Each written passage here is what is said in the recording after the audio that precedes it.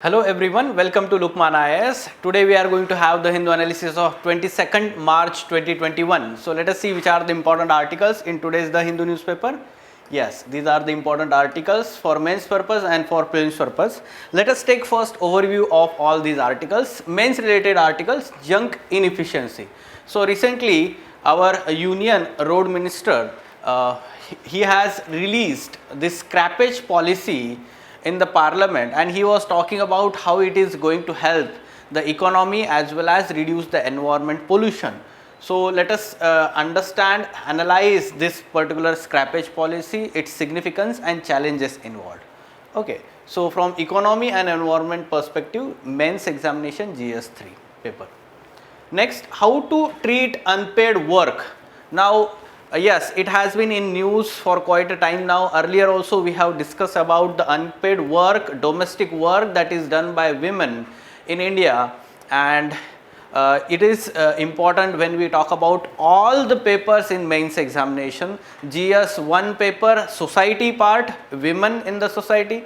GS2 paper, social justice part is there. GS3 paper, informal economy is there. At the same time, ethics is also important. Gender inequality, gender parity, here it is also talking about. Essay paper, also it is, let's say there can be essay topic regarding this unpaid work done by women. Also those who are having sociology optional subject, it is also important issue. So yes, some way forward, the innovative measures are provided here, what steps that the government can take to include this unpaid work in the macroeconomic framework of the country. Okay, now from prelims perspective, Ahom warrior, a symbol of Atmanirbhar military. Prime Minister. So Prime Minister was talking about in one of the event in Assam, and he was talking about the Ahom kingdom and Battle of Sarai Ghat. He mentioned in that speech, and the commander-in-chief of Ahom kingdom at that time and his heroics. It is talking about the Lachit. Okay, so we will talk about that from history perspective. Okay, so yes. Specifically prelims related articles. Philippines accuses China of incursions in disputed area. Here the Whitsun Islands it is talking about, or Whitsun Reef it is talking about. So what are these disputed islands between China and other Southeast Asian nations, Spratly Islands, Paracel Islands? Let us try to have from understand them from IR, international relations perspective, as well as geography mapping perspective. And lastly, Indian-Israeli collaboration testing oral COVID-19 vaccine. Okay, so these developments at present we can understand, these are injectable vaccines that we have got approval in the country. Now this is the oral COVID-19 vaccine that is to be that is being developed here. Now let us go into details of all these articles. So first article, junk inefficiency, on page number 8, editorial page. The article is analyzing this scrappage policy, vehicle scrappage policy, which is also named as voluntary vehicle fleet modernization program. Voluntary vehicle fleet modernization program. So let us not get confused if the question is talking about this voluntary vehicle fleet modernization program. It is vehicle scrappage policy that is announced by Union government recently. Now we have to understand that post COVID-19 world, the automobile industry to some extent had suffered a lot, especially in European countries as well as some developing nations like India also. Okay, and now this scrappage policy all over the world is looked into, looked from three important aspects. What are these three important aspects? So you can draw like this here. First thing you can understand here is to decline the air pollution. To reduce the air pollution, one of the objective, because older vehicles are more polluting. So that's why they needs to be scrapped, right? At the same time, we can understand here that it is going to increase the fuel efficiency. So we can write here this part in economy. It is a boost to economic growth. How? First thing, it is going to reduce the fuel consumption. It is going to reduce the fuel consumption, and therefore the import bill will reduce, right? So this is one thing, because the new engines will be more fuel efficient, right? Second aspect we need to understand here, how it is going to give the boost to economic growth, because it is going to increase the vehicle demand, as the people will be now incentivized as well as forced to buy new vehicles here. So automobile industry is going to get boost here because of this scrappage policy. At the same time, we are also expecting the employment generation, job growth, right? So this is how you have to analyze this scrappage policy. At the same time, the important significance from government perspective is boost to government revenues. Boost to government revenues, right? So that means from a governance part, from government aspect, increase in government revenue. At the same time, the important welfare objective of the government is job growth, employment generation.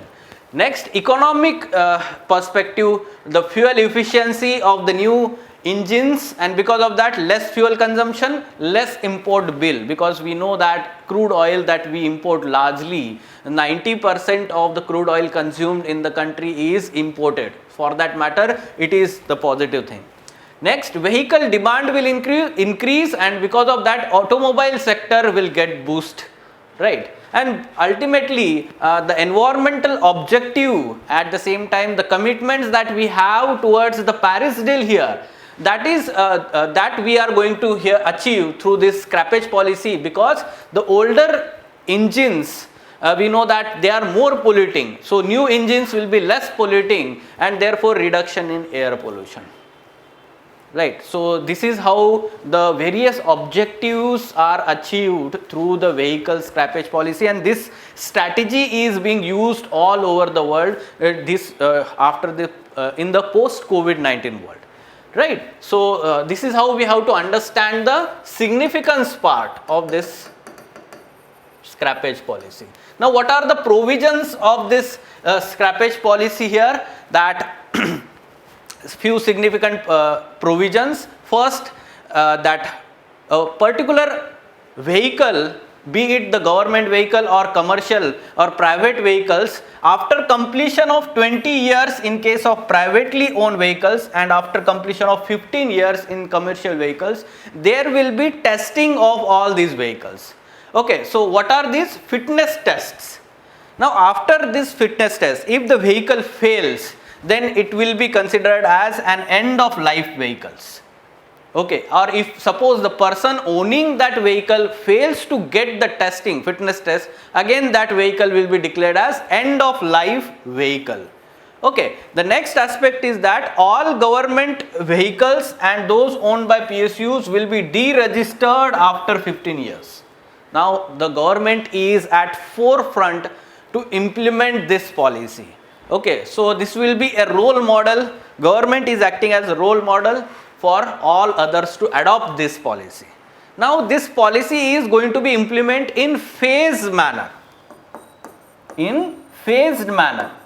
How? First, the government vehicles will be starting this fitness test from 1st April 2022, and then the heavy commercial vehicles from 1st April 2023, and then all other vehicles from 1st June 2024. This is how in phased manner, as we can understand the kind of huge numbers that we have of all these vehicles, the phased manner will ensure the effective implementation.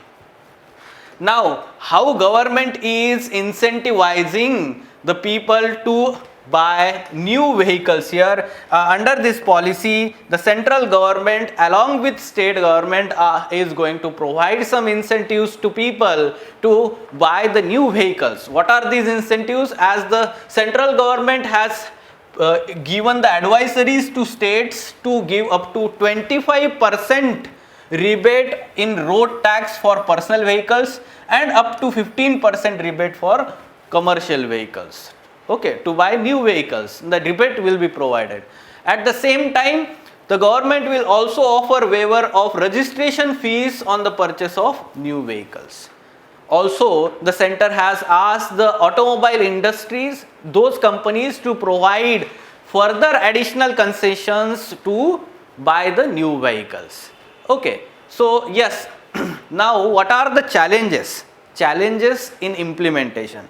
First and foremost, the largest challenge will be, or the biggest challenge will be, the scrapping of heavy vehicles, older heavy vehicles. Yes, the biggest challenge, because 1.7 million of these lack fitness certificates. At the same time, many of these are owned by, we can understand, small operators, because they do not have now the incentives to buy the new vehicles. This will be very difficult to phase out these older heavy commercial vehicles like trucks and tempos. Yes, we can understand this, the challenge. The second aspect is that the kind of fitness test centers, how such kind of system, put in a credible system of automated fitness checking centers with the help of states. This is to be implemented, and this will be a bigger challenge here in front of both central and state governments.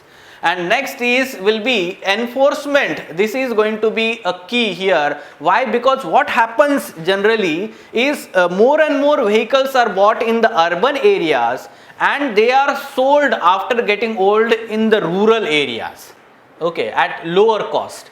So this is how the trend we have, and enforcement of these provisions of scrappage policy before these vehicles get into the rural areas is very important. So enforcement of this policy aspect is very important. Need of cooperation of states is also important. How? Because yes, earlier experience that we had regarding implementation of the earlier road acts. Okay, so for that matter, that was not implemented. Road Safety Act, for that was not implemented efficiently, and for that matter the state government's cooperation is very important, right? So how the compensation or the incentives are to be provided by state governments, this depends on state government, right? So yes, in this manner we have to understand now what kind of question we are expecting here. In GS3 paper, from economy and environment section, there will be integration of these sub two topics here, and there will be a question like discuss the significance of the new vehicle scrappage policy and the challenges involved in it, or examine this policy. So first we will write down significance, then the challenges also. Okay, so this is how we are expecting question in regarding GS3 paper here. Okay, environment and economy part.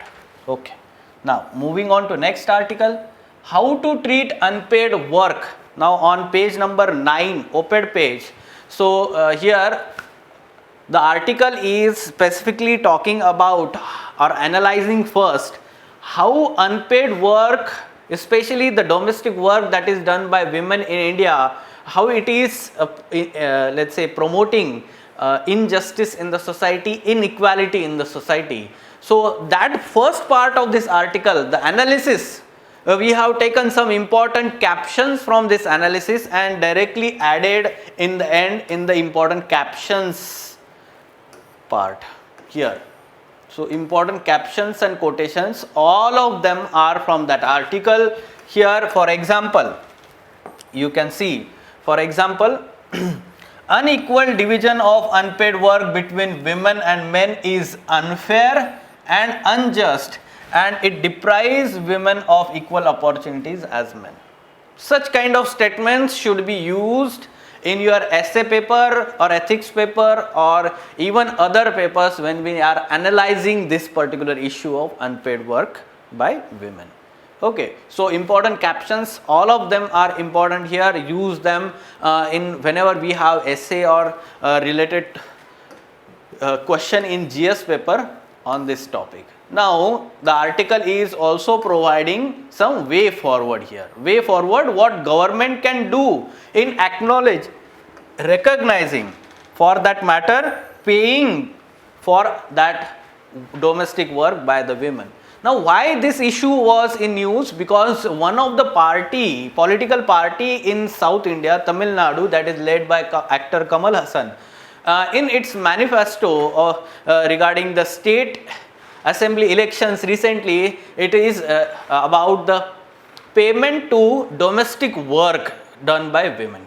That's why it is in news. Earlier also we have discussed this issue.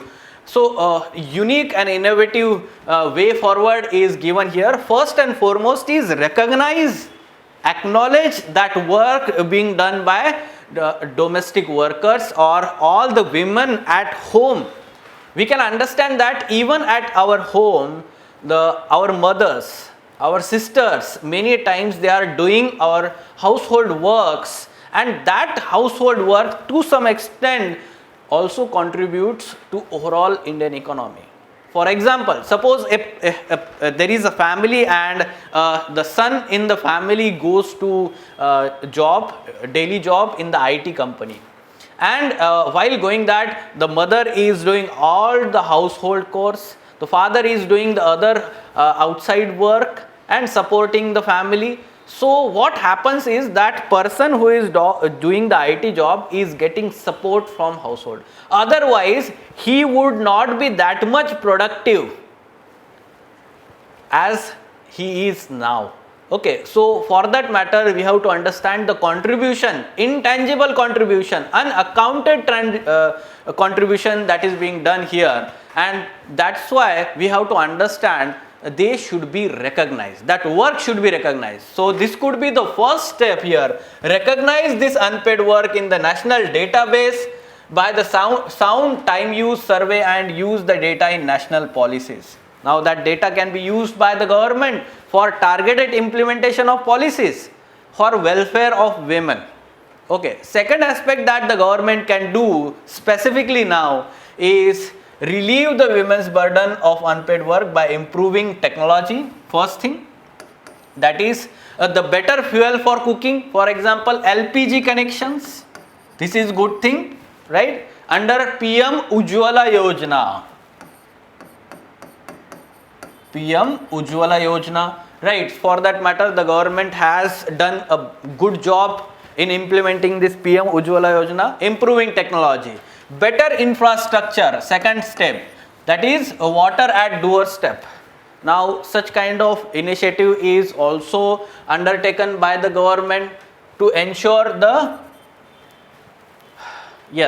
water at the doorstep, because we can understand that especially in rural areas women have to travel at longer distances to fetch the water here, right? So this is very important. Better infrastructure, shifting some unpaid work to mainstream economy like child care, care of the disabled and care of chronically sick. This will to some extent unburden them. At present, the care of children, care of elderly, sick people at home is being done by the women, right? That can be they can be relieved from that by providing or let's say improving care economy. Like there can be child creches, their network can be increased, or the kind of let's say care of disabled homes or old age homes or geriatric care for elderly people, that can be improved here. Next is by making basic services accessible to women, for example transportation, health services. To some extent it is going to increase their productivity and reduce their we can say problems here. Okay, so this is the innovative aspect. Along with that, redistribute the work between men and women by providing incentives and disincentives to men. How this can be done? By, for example, compulsory training to men for household works, right? So promoting them, disincentives can be provided to men for such work or for not doing such work, child care, financial incentives for sharing work, household work. Now, yes, these are to some extent very liberating concepts. However, this will take time in our country, and the already, yes, we are observing such kind of change in the modern society in urban areas, where men and women are both are going out for work, both are sharing the household work. However, especially the kind of patriarchal society we have in India, this is going to experience many obstacles. And ultimately, the government can do is this one: the payment of pension to old women 60 plus years may be the better idea to compensate them for their unpaid work. Now, there can be universal pension scheme specifically targeted towards women, old age women, right? So 60 plus women for as a, let's say, gratitude to by the government for their, or compensation for their unpaid work, right? So what kind of essay topic we are expecting here? Unpaid household work by women is unfair and unjust. So yes, we can go on elaborating, explaining this statement, how it is unjust, how it is unfair, right? At the same time, you can provide some way forward also and take input from this article. At the same time, unequal division of unpaid work between men and women is unfair and unjust, and it deprives women of equal opportunities as men. Elaborate. Now we can expect such kind of question in GS 1 paper or ethics paper also, right? So try to take input from that captions part as well as this way forward innovative measures. Fine? Okay.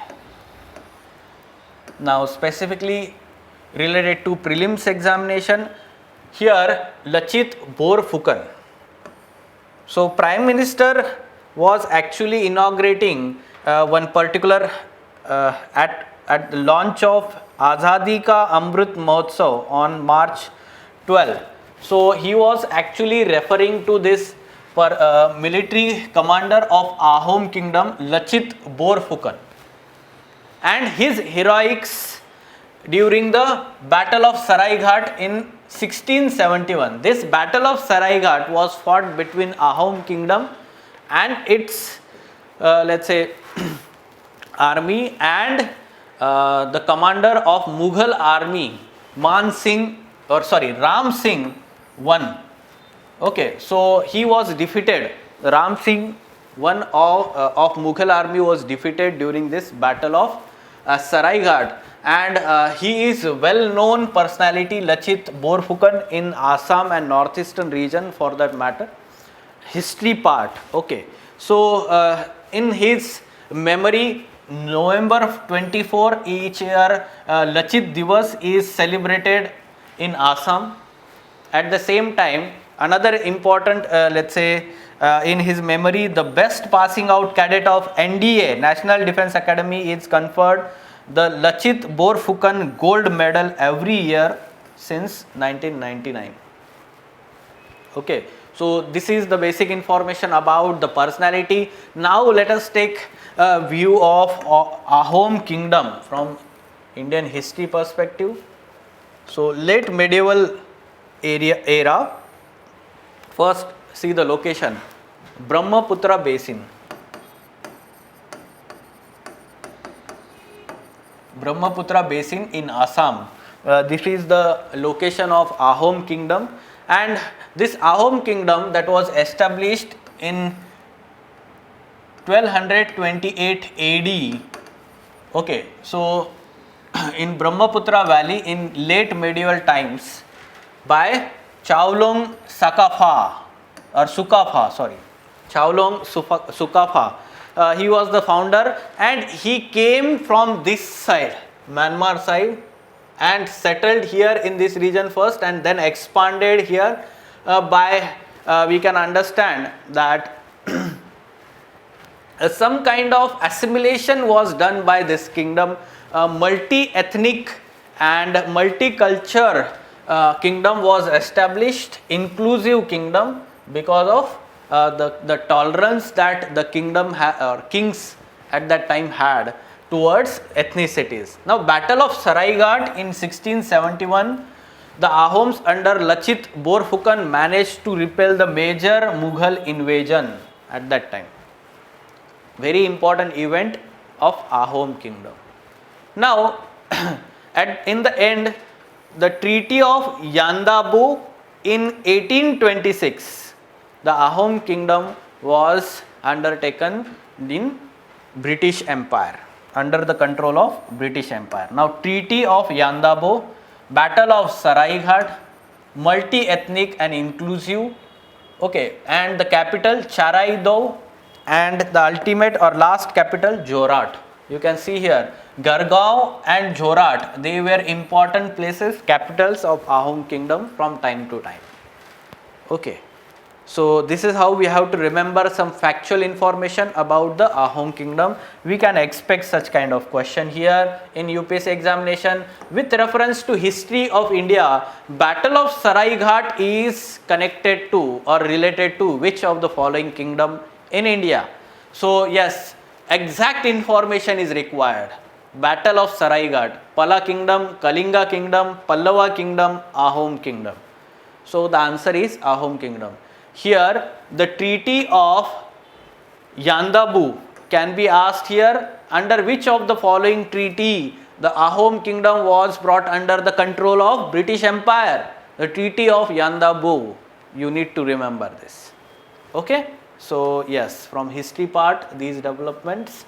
Yes, Philippines accuses China of incursions in disputed sea. So it is talking about again South China Sea dispute that is going on, and many such military vessels were seen at this particular location, Whitsun Reef. This Whitsun Reef is part of Spratly Islands, and this Whitsun Reef is claimed by China. However, such 200 Chinese boats were seen recently in that part.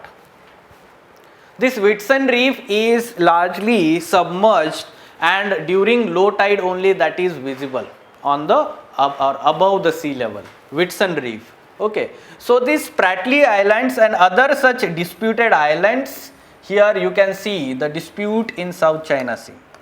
Let us try to understand them. All these are exclusive economic zones, or we can say the region that is claimed. Now you can see here Chinese claim.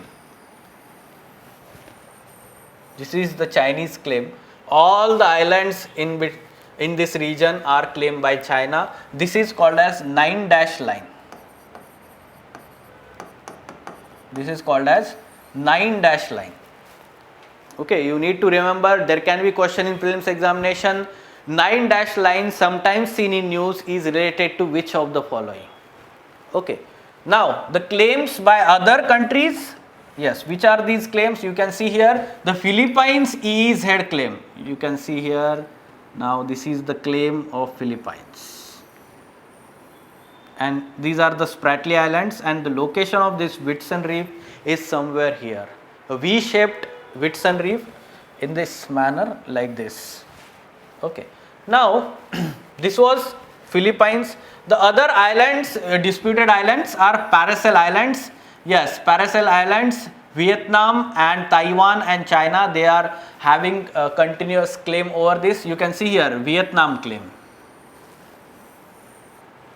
Okay. Other claims you can see here, Malaysian claim. Now Malaysia, green color is there, you can see here like this,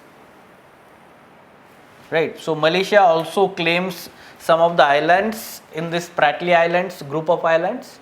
Now we also have Brunei claim, this one, right. So at the same time Taiwan claims Spratly Islands. So all these Spratly Islands are also claimed by Taiwan also. So this is how the South China Sea and its claims, they are having some kind of dispute, and China is continuously threatening these small Southeast Asian countries in the South China Sea region. Okay, so you need to remember the names. Whitsun Reef, just now we talked about, as a part of Spratly Islands, and the Paracel Islands. Paracel Islands are near China or Vietnam region. Spratly Islands are group of so many islands here located near Malaysia and Philippines region. Fine. Okay. Next, Indian-Israeli collaboration testing oral COVID-19 vaccine. So this vaccine has been successfully tested in the animals, and it showed that vaccine produced expected antibodies that confer protection. Now, what is the uniqueness of this vaccine that is being developed with the collaboration of both countries, India and Israel? Here, the nascent COVID-19 vaccine candidate is protein-based VLP, virus-like particle vaccine candidate. Protein-based VLP candidate that generates triple protection against this COVID-19 virus. Triple protection in a sense, not only against the spike proteins that targets the spike protein, membrane protein as well as envelope proteins of the coronavirus. Yes, there are different proteins in the coronavirus, and some of them like spike protein, it is sometimes in news, and that is very much let's say important here because that attaches to human cells here, and that's why all the vaccines are targeting this spike protein. Now this particular vaccine is targeting all three, membrane as well as envelope protein. Now this Oravax company developing the vaccine is joint venture between Premas Biotech and Oramed Pharmaceutical of Israel. Premas from India, Oramed from Israel. Yes, we'll have further developments. Now this is going to be the oral vaccine. Okay. So vaccine diplomacy and COVID-19 vaccine developments, from that perspective we can take inputs here. Fine? Yes. And then important captions and quotations. Just now we talked about this. You can take input or use these captions, these statements in GS1 paper, society part, GS2 paper, social justice part, GS3 paper, informal economy part. Okay, GS3 paper, GS4 paper also ethics, right? Equality, or we can say gender equality, gender parity, we can expect question, and essay paper also regarding women empowerment and some specific topics like this unpaid work being done by women. Fine? Yes. So these were important articles from today's The Hindu newspaper. अगर आपको ये video पसंद आया हो तो इसको like कीजिए, comment करके हमें बताइए कि आपको ये वीडियो कैसा लगा है. साथ ही आप इसको शेयर कीजिए आपके फ्रेंड्स के साथ में और सब्सक्राइब कीजिए लुकमान IAS के चैनल को. For further information on editorial discussion classes or editorial classes, ED classes, wherein in-depth analysis of mains related issues and articles is done by Ansari sir and team, and a perspective building is done on those issues. For further information regarding that batch, you can contact Lukman IAS. Thank you.